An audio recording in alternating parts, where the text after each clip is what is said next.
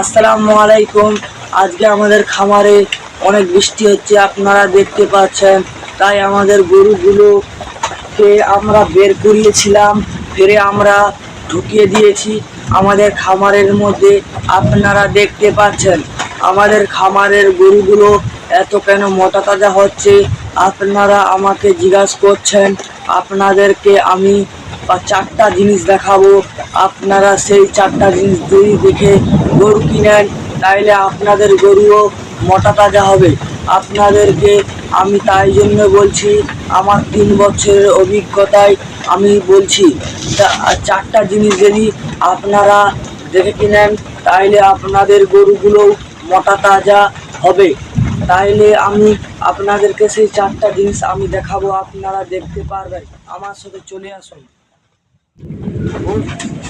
লালু ওঠ, লালু ওঠ।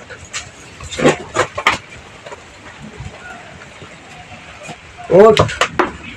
আপনাদেরকে যে আমি চারটা জিনিস দেখাবো বলছিলাম, সবচেয়ে প্রথমে আপনারা দেখবেন গরুর এই সিং লাইন যদি ভালো থাকে গরুর, তাইলে গরুর মূল্য অনেক বেশি হয়ে যায়, আপনাদেরকে বলছি।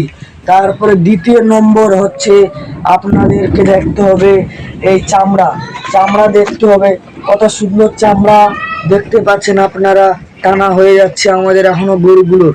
আপনারা দেখতে পাচ্ছেন চামড়াগুলো পুরো টানা হয়ে যাচ্ছে, আপনারা দেখতে পাচ্ছেন।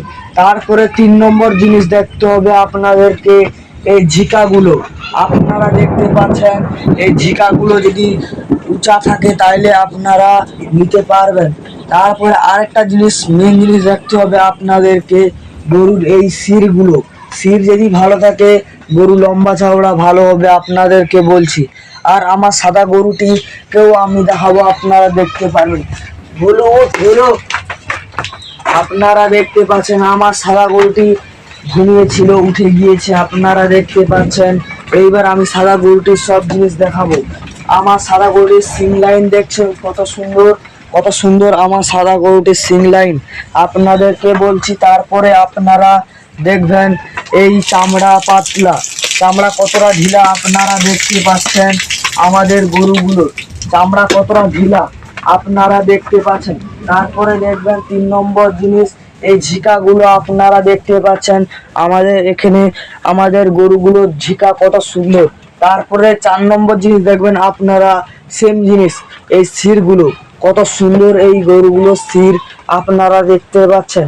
এইবার আমাদের খামারে আমি সব জিনিস দেখিয়ে দিয়েছি। আপনাদেরকে যদি ভালো লাগে আমার চ্যানেলকে লাইক সাবস্ক্রাইব করে দিবেন। আসসালামু আলাইকুম।